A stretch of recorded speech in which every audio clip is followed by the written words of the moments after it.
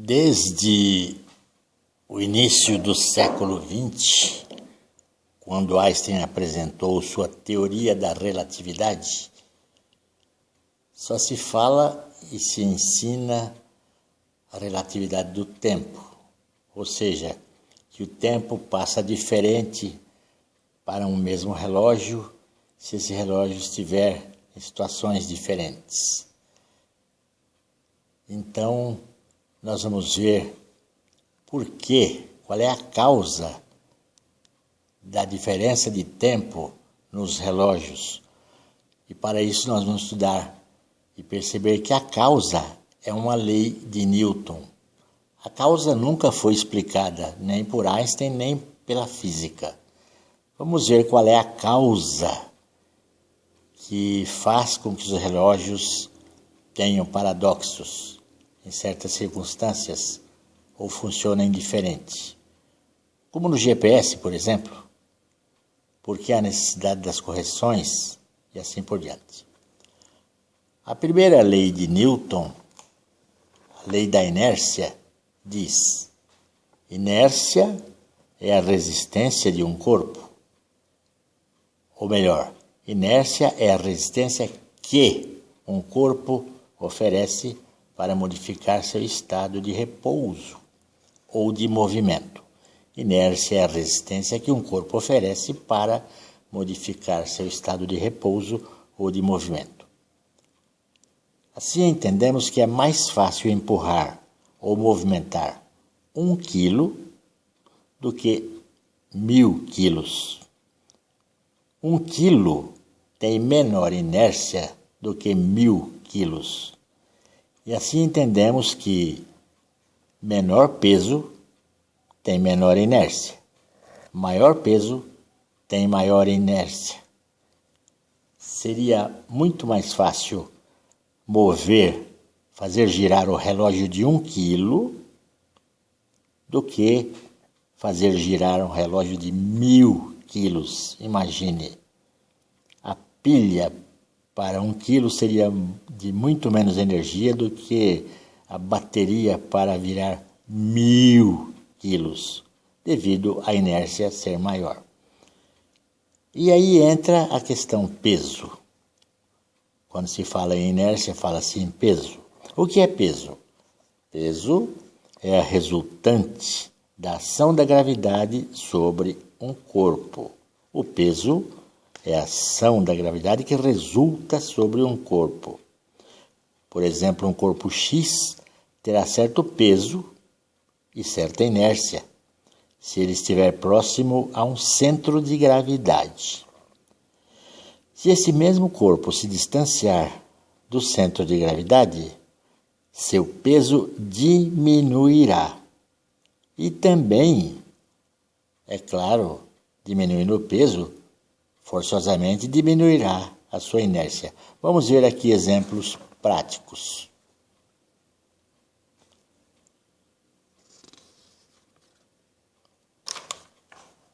Nós temos aqui 2 relógios na base de uma montanha.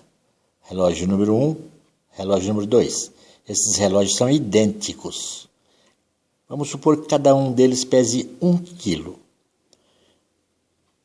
Se este relógio pesa 1 quilo e esse pesa 1 quilo, é porque a atração da gravidade resulta numa ação sobre ele, a qual chamamos de 1 quilo.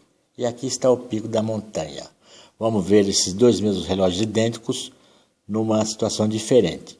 Digamos também que a gravidade é igual para os dois e, visto que cada um tem 1 quilo, a inércia dos dois é igual, são iguais. A inércia desse é igual à inércia desse, porque ambos têm 1 quilo cada um. Então, esses relógios giram também iguais, identicamente. Quando esse aqui marca 1 hora, esse aqui marca 1 hora. Quando esse dá um giro, esse também dá um giro. Vamos ver outra situação. Nessa situação, nós levamos o relógio número 1 para o pico da montanha e deixamos o relógio número 2 na base da montanha. Esse relógio número 2 da base da montanha ele permanece com a mesma inércia, o mesmo 1 quilo e a mesma gravidade atuando sobre ele, nesta base.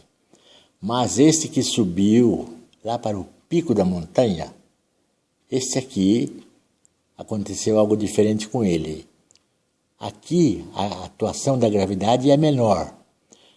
Devido à atuação da gravidade ser menor aqui, no pico da montanha, ele vai pesar menos de 1 quilo.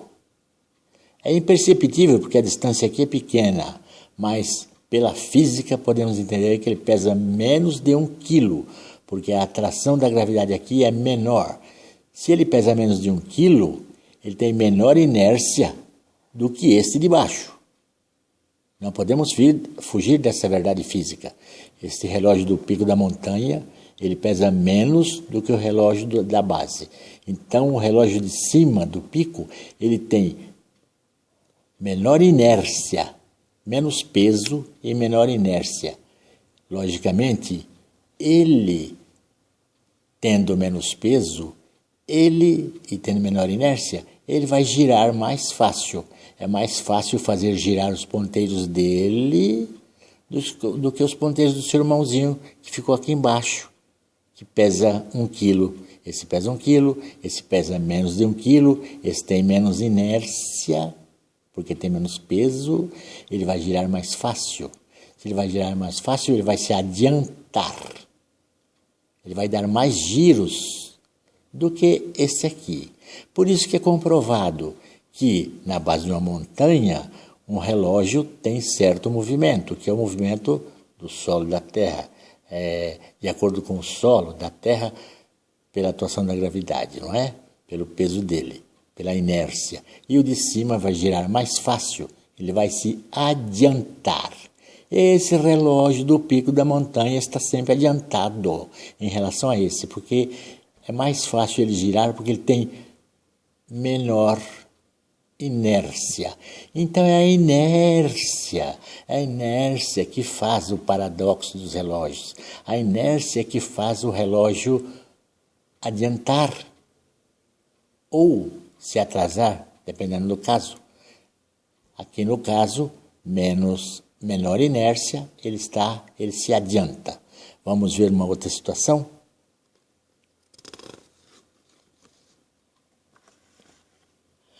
Aqui não estamos mais na montanha, mas na altura dos satélites. 20 mil quilômetros o satélite voando. 20 mil quilômetros, que é a altura média dos satélites.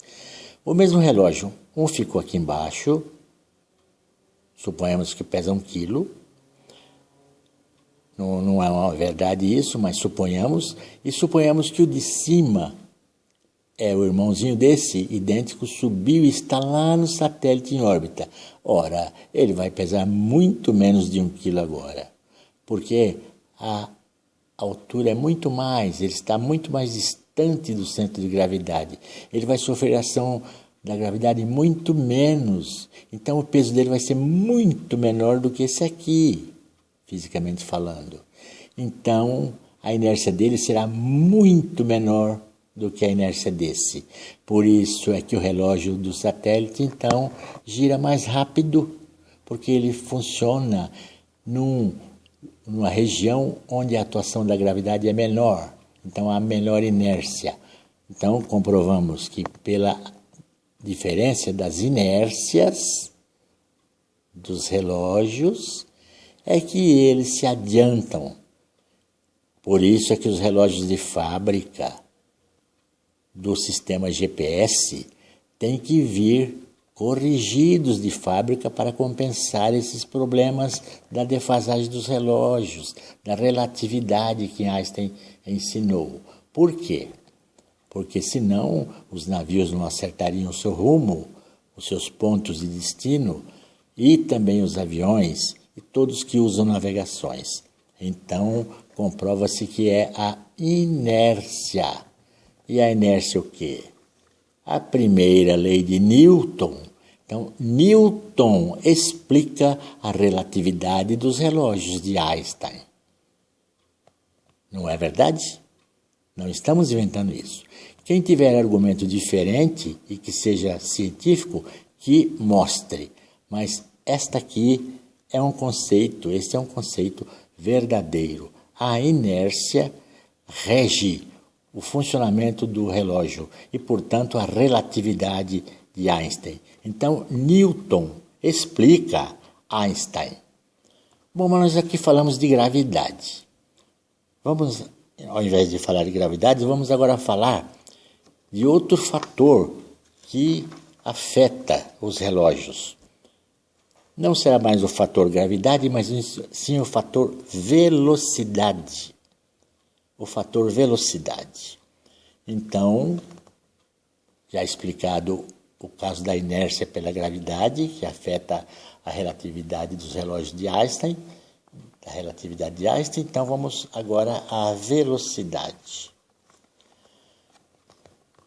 A velocidade nós podemos ver pela equação de Lorentz, onde gama, nessa equação aqui, número 1, o travessão, a raiz quadrada de 1 menos a velocidade do objeto que leva o relógio, uma nave, por exemplo, e a velocidade da luz, imutável.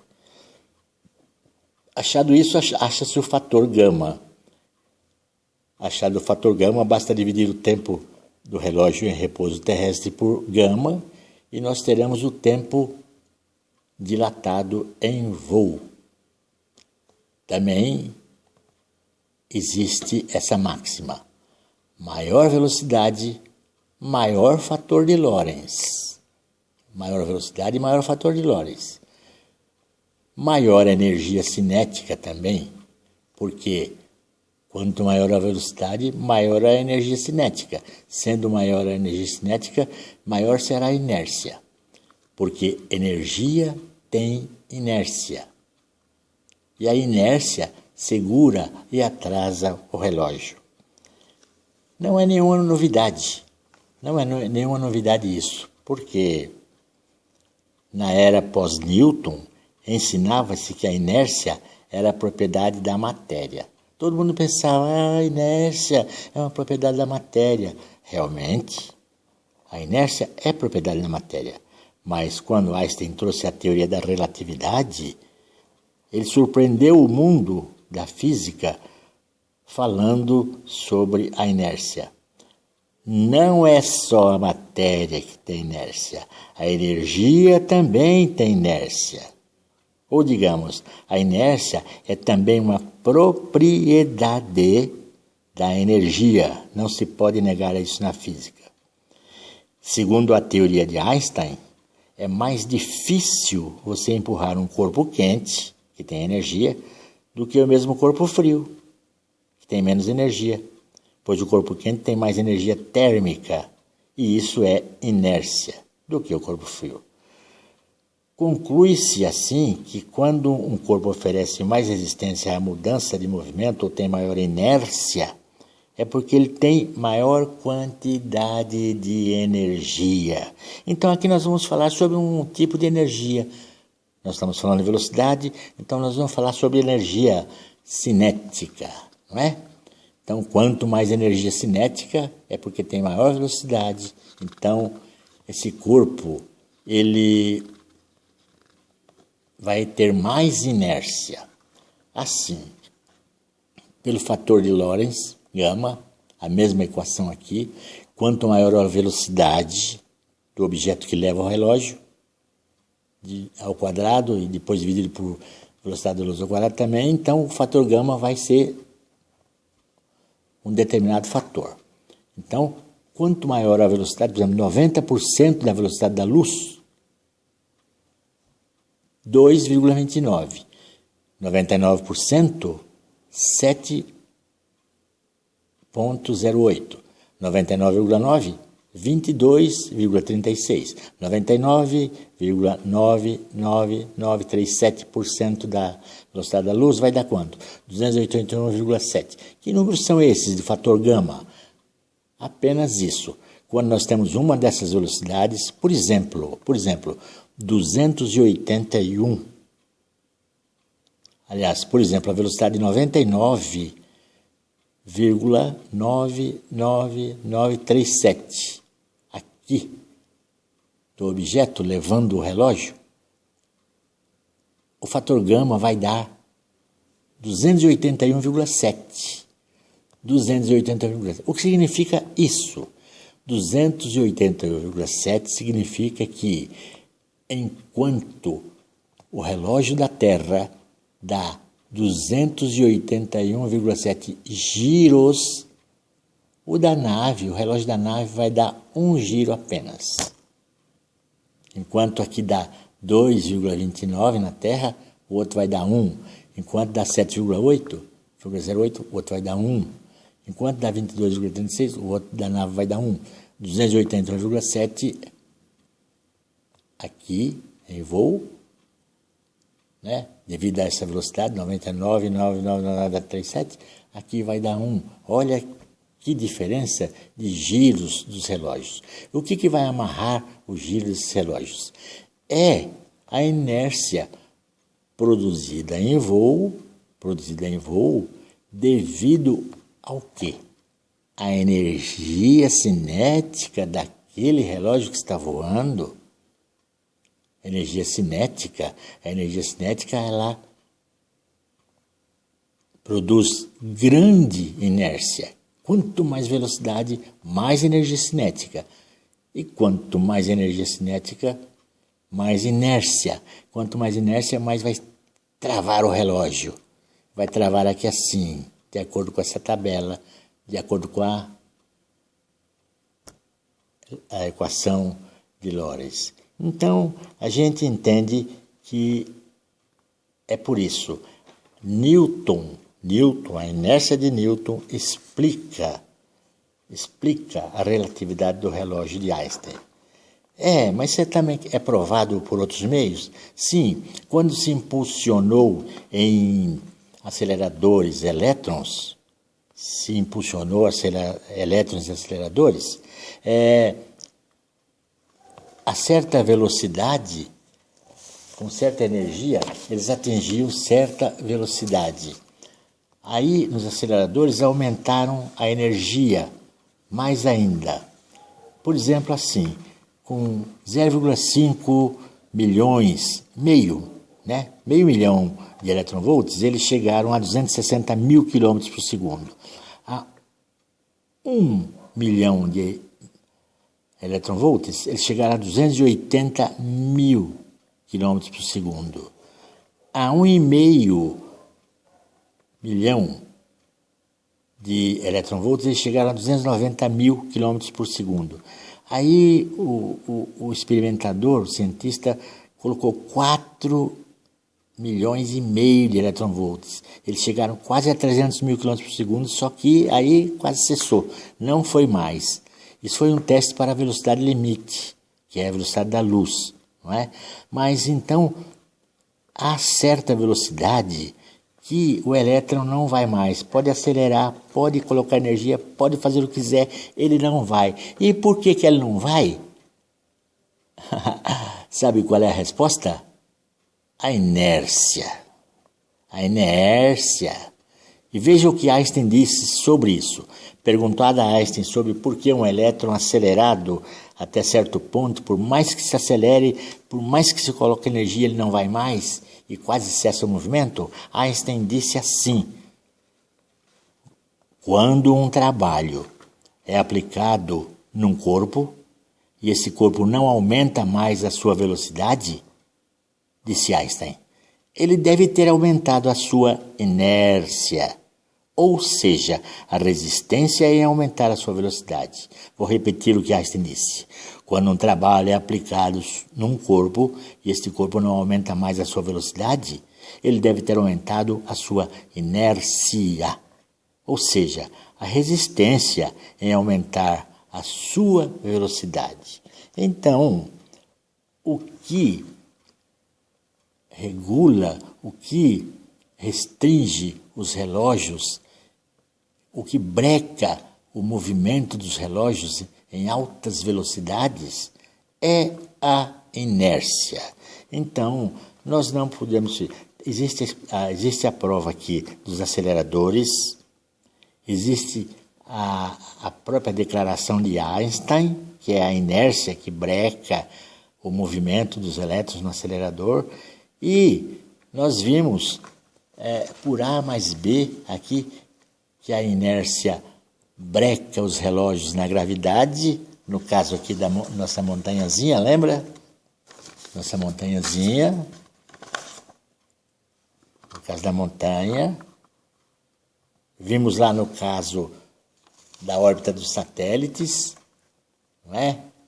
Que há necessidade até de vir corrigido de fábrica o GPS, Global Position System, senão vai errar os destinos das navegações. Então, olha, não existe dúvida. Newton explica Einstein. Newton explica pela sua primeira lei da inércia que a relatividade dos relógios de Einstein, os paradoxos dos relógios, qualquer história que se queira inventar, é a inércia. A inércia, ela é a rainha da relatividade dos relógios. Quem tiver argumento melhor, por gentileza, que apresente, porque a verdade é essa. A inércia é a verdade da relatividade dos relógios que Einstein trouxe como teoria, que existe e funciona, e realmente existe o paradoxo entre os relógios. Mas o causador, a causa é a inércia. Muito obrigado.